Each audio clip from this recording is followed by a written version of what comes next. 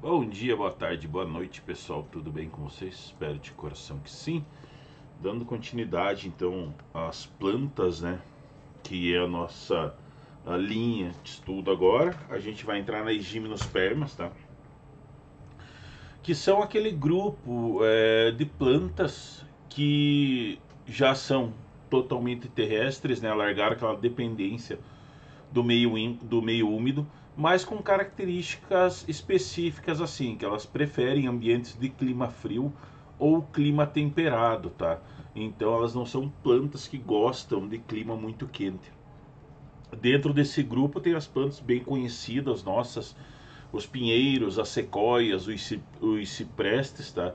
E elas são plantas já vasculares, ou seja, plantas que já possuem vasos bem definidos, né? Os vasos condutores de seiva.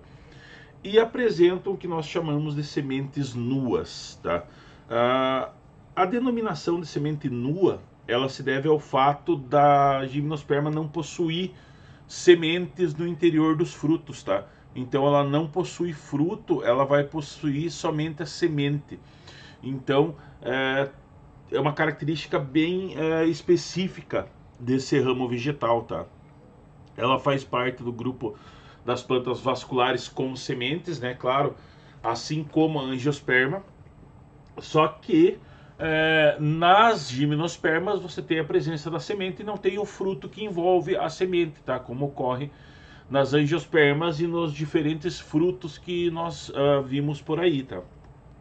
Nas gimnospermas não tem a presença de flores também, então alguns casos o estróbilo ele é de uma forma errada chamado de flor, né? Mas ele não tem nada relativo à flor, ele não tem nenhuma estrutura de flor. E os estróbilos eles são também chamados de cones, tá? Que são na realidade estruturas reprodutoras desse vegetal, tá? Como elas possuem são produzidas a partir de folhas modificadas, né? Que são capazes de produzir esporos. Lembrem que a gente viu lá nas pteridófitas os esporos reprodutivos. E nas gimnospermas ocorre a produção de esporos também, só que daí em estruturas bem específicas, tá? Que são os estróbilos. Então nós temos as diferenciações de estróbilos dentro das gimnospermas, tá? Todos esses eles são estróbilos, tá? E aí aqui dentro ocorre a maturação da semente e ocorre a liberação da semente. Quando esse estróbilo seca, ele se abre e as sementes que são chamadas sementes aladas, o vento passa, né, por essa região e acaba fazendo a dispersão da semente para o meio, tá? Então ela ocorre a dispersão dessa forma.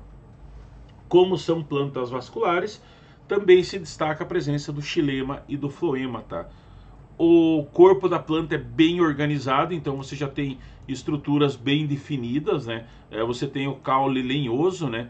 A raiz desse vegetal e as folhas, tá? Com uma estrutura bem definida. Não seria assim, porque é característica das coníferas, né? Então, mais ou menos assim. As características das folhas, tá? Então, sendo importante assim dentro desse ramo, você tem um crescimento secundário que a gente chama desse vegetal, que é esse crescimento em espessura, né? Então, na região do tronco ele vai ficar mais espesso. Com o passar dos anos, com o passar do crescimento dele, ele vai acabando ficando um tronco mais espesso. E isso dá característica dos vasos lenhosos, né, dessa planta. A semente, deixa eu diminuir um pouquinho aqui, acho que fica melhor. Aí. A semente, ela possui essa característica de serem o que nós comumente chamamos de semente alada, né? Então, nas sementes elas ficam na pontinha e você tem uma estrutura aqui que é uma pelezinha vegetal que é produzida justamente para quando o vento bater nessa estrutura, ela poder ser dispersada para longe, tá? Aí dentro da semente nós temos o revestimento da semente, a reserva nutritiva e o embrião. O exemplo mais simples que nós temos é o pinhão, né? O pinhão ele não é um fruto, ele é uma semente. E quando você corta o pinhão, você nota, você tem aquele filamento no meio que é o embrião, tá? e o resto é a reserva nutritiva do pinhão, tá?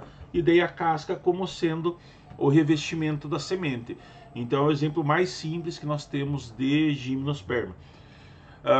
O surgimento da semente foi sem dúvida e totalmente essencial para essa evolução das plantas vasculares, né? Porque a partir daí as características evolutivas e ela conseguisse liberar mais do meio aquático, de meios úmidos. Então são estruturas que se originam, se formam a partir do desenvolvimento do óvulo, tá? Então nas gimnospermas não se encontra, como elas não se encontram envolto por frutos, todas as sementes são formadas por essas partes básicas, tá?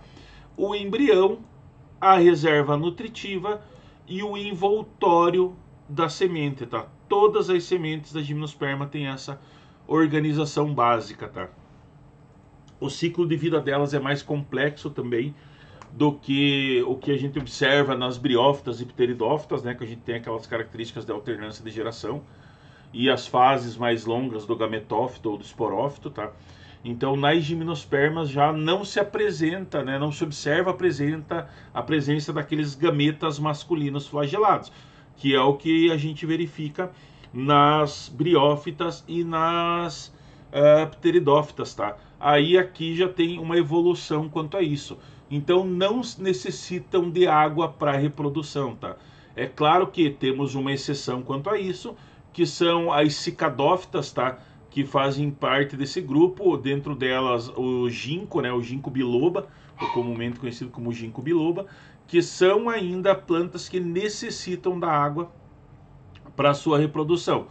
Os outros exemplos, as araucárias, as coníferas, elas não precisam de água, tá? Para fazer essa parte reprodutiva. Então, nas gimnospermas se observa já a presença do grão de pólen, que é responsável por garantir os gametas masculinos cheguem até os gametas femininos.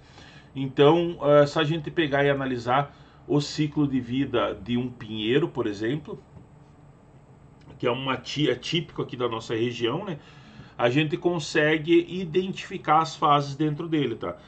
Destacando assim, o ciclo da planta, assim como de outras espécies, ele possui aquela fase de alternância de geração, mas com um tempo menor, tá? Então nós temos uma alternância entre a fase do esporófito, né, que ele é diploide, 2N, e a outra do gameta, que é o gametófito, que é haploide e é N. Então dentro da estrutura reprodutiva dele, a gente tem essa característica, tá? Aí diminui mais um pouquinho, aí ficou perfeito. Beleza, a gente tem essa característica evolutiva no ciclo, então ocorre a fecundação, ocorre a dispersão daquele pólen para se ocorrer a fecundação, né? Do gameta feminino, lá na oosfera do gameta feminino, e aí ocorre a liberação, né? A produção das sementes. Essas sementes acabam sendo dispersadas pelo ar e aonde ela cai ela vai se desenvolver e vai crescer um indivíduo adulto, tá? Completo. Então, dentro dessa estrutura, o esporófito do pinheiro ele possui estruturas que são chamadas de estróbilos ou cones, né? Que são as estruturas reprodutivas dessas plantas. E aí elas apresentam escamas aonde estão localizados os esporângios, como a gente viu aqui em cima. Todas essas estruturas aqui são as escamas que a gente chama, né? E dentro aqui dessas estruturas que estão localizadas os esporângios, né? Que são os esporos reprodutivos dessa planta. Então, existem dois tipos de cone, né? Os das plantas femininas e os das masculinas, desculpa. Então, os que são produtores de pólen são os estróbilos masculinos, e alguns maiores, onde são produzidos os óvulos, são estróbilos femininos, tá? Então os estróbilos maiores, eles são os femininos e os menores são os masculinos.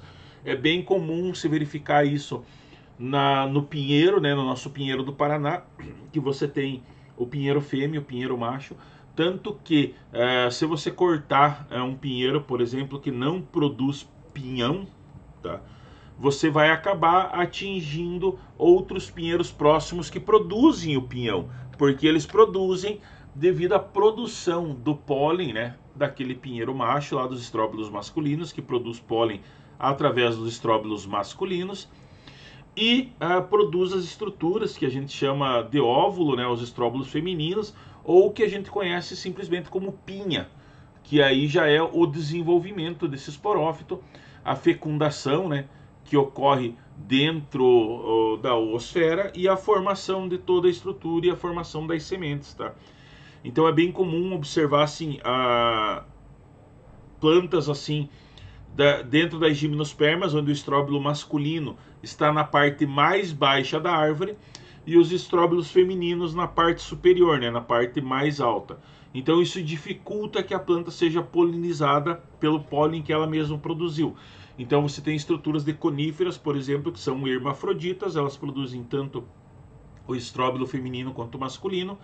O masculino fica mais baixo e o feminino fica mais alto. Isso para evitar a autofecundação, tá? Então ela evitando a autofecundação, ela acaba dificultando que ela mesma se autopolinize. Porque isso evolutivamente é ruim, tá? Então você se autopolinizar é muito ruim para a planta, tá? Porque você perde as características evolutivas, ou seja, você não tem fecundação cruzada, consequentemente você não vai ter troca gamética, então consequentemente você não vai ter uma melhor característica, melhores características genéticas, né? Você vai manter aquela da sua planta lá se ela se autofecunda.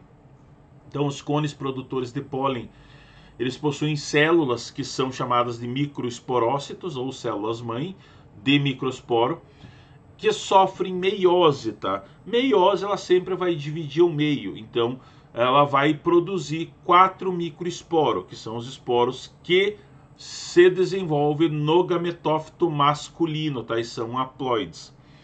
Então esses microesporos, eles desenvolvem-se no grão de pólen, né?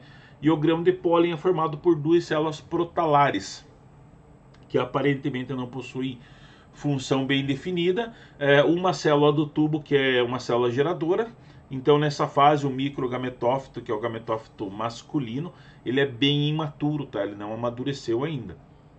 E nos cones femininos, que ficam na parte mais alta da planta, você tem assim, se encontra os óvulos, né, que são formados por um núcleo multicelular, que é esse núcleo aqui que a gente verifica aqui nessa estrutura aqui. Então, e é o que a gente chama de mega esporângio, tá? O que é o mega esporângio é esse cara aqui. E a partir dessa estrutura, aí ocorre, né? Ela ocorre a formação por meiose para formar o mega esporo. Então, ele divide ao meio as características genéticas. E quando ocorre a fecundação, você tem metade da característica genética de uma planta e metade da outra. Então, você tem tanto o gameta masculino quanto o gameta feminino para se juntar e formar uma planta nova. Então, a partir daí são formados 4 megaesporos, né, no final da divisão celular, porém apenas um deles é funcional, tá? Então, como a gente percebe aqui, eles são produzidos esses 4, né? Daqui você tem a movimentação dele para cá e ele tem essa produção aqui dos 4 megaesporos, mas somente um vai ser funcional, tá? Os outros não vão ser funcionais. Aí dentro dessa reprodução que ocorre, então os grãos de pólen, né, que são os micros gametófitos, ele fica parcialmente desenvolvido, são liberados e levados pelo vento. Esse grão de pólen pode então partir a escama de um desses cones femininos, e essa transferência do grão de pólen é denominada de polinização. Depois que ocorreu a polinização, esse grão de pólen é levado por meio de substâncias que são produzidas nas escamas mesmo, tá? Através da micropila e chegando até o mega esporângio. Então ali ele vai germinar e formar o que a gente chama de tubo polínico, tá? Que é responsável por transportar o gameta masculino até a oosfera. Então no mega esporângio ainda não ocorreu meiose, tá? Não ocorreu a divisão ainda. Então você não tem isso como característica agregada, não ocorreu a fecundação, não ocorreu a divisão celular ainda, tá? Quando a gente considera um pinheiro, então a gente consegue observar que aproximadamente um mês após a polinização ocorre a formação do mega gametófito, tá? Que é essa estrutura maior aqui, não essa, essa daqui é essa estrutura maior de reprodução, tá? E aonde vai ser produzido as sementes, tá? Então ele se desenvolve e forma os arquegônios, né? E esse processo é demorado e pode ser estendido em até um ano em algumas plantas, tá? Por isso que, por exemplo, no caso dos pinheiros, você tem as fecundações anuais, né? A produção de pinhão é anual, porque ele demora muito. Então você tem esse processo que pode ser estendido até um ano nessas plantas, tá? Então esse grão de pólen ele vai germinando, né? E segue lentamente o seu caminho até o tubo polínico, crescendo, né? Através do tecido do megasporângio até o megagametófito, que ainda está se desenvolvendo. E aí essa célula geradora vai formar uma célula estéril e uma célula espermatogênica, tá? Que é a célula fecundada, que vai se dividir formando os gametas masculinos. Então nessa etapa a gente diz que o grão de pólen é o microgametófito maduro, ele já está pronto, tá? Dentro desse período o tubo polínico atinge a oosfera e vai largar esses dois gametas masculinos no interior do gameta feminino, tá? Isso tudo depois que ocorreu a polinização, tá, pessoal? Isso daí já está ocorrendo lá na estrutura feminina. Aí eu tenho um dos núcleos do gameta masculino que ele vai se fundir ao núcleo da oosfera e o outro vai sofrer degeneração. Então, em sua maioria, o gametófito das plantas se verifica, né, essa formação de vários arquegônios e, consequentemente, várias oosferas. Então, com isso, há a fecundação de mais de uma oosfera e, consequentemente, o início da formação de vários embriões, tá, no interior de um único óvulo. Então isso é chamado de poliembrionia. São vários óvulos que vão se desenvolver, né? Quer dizer, vários embriões vão se desenvolver dentro de um único óvulo. E isso acaba sendo efetivo porque dentro de um único óvulo que eu tenho aqui, eu vou ter vários embriões que vão se desenvolver. Então quer dizer que eu vou ter várias sementes que vão se desenvolver desse desenvolvimento embrionário, tá? Por isso que quando você pega uma pinha lá, você tem muitos pinhões dentro dela. Porque lá no óvulo, toda aquela parte que desenvolveu na pinha, a pinha, que é o óvulo feminino, né? Você vai ter essa característica da poliembrionia e essa produção de todas essas sementes, tá? É claro que após a fecundação, cada óvulo se desenvolve em semente e a semente vai cair no solo e vai encontrar um ambiente adequado onde ela vai germinar, dando origem ao novo esporófito, tá? Aí nós temos as classificações das gimnospermas, tá? Elas são separadas em 4 grandes grupos. As coniferófitas, que são as coníferas, né? Que é sem dúvida o maior grupo das gimnospermas, tendo 600 espécies distintas dentro delas. E aqui a gente tem as coníferas, né? Os pinheiros, as sequoias, elas entram todas nesse grupo aqui das coniferófitas, tá? Temos o grupo das cicadófitas, que é aquele grupo que possui os gametas flagelados, que eu comentei para vocês no começo da aula, que ainda precisam de água para fecundação. Então provavelmente foi uma das plantas com elo evolutivo em largar essa característica evolutiva de se necessitar a produção de gametas flagelados, né, para conseguir a fecundação. E a gente tem assim outra característica da cica, que ela tem folhas que lembram as palmeiras, né? Então, e são muitas usadas dentro na ornamentação de jardins como um todo. E as plantas do grupo Ginkgo biloba, tá? Que são as ginkófitas, e possui apenas essa espécie vivente, que é a Ginkgo biloba, tá? E nessa planta também tem a presença do gametófito masculino flagelado. E características das plantas são essas folhas em formas de leque que elas produzem, tá? E o último grupo, que é o grupo das ginetófitas, que dentro desse grupo você tem 3 filos distintos, tá? Que remontam a esse grupo, que é a Euitia, a Gnetum e a Ephedra. E nesses 3 gêneros se encontra a característica que se aproxima das angiospermas, tá? Como os cones, né? Essa produção desses cones aqui, que são bem similares quando eles acabam florescendo, né? Então essas estruturas aqui, elas acabam sendo bem similares à produção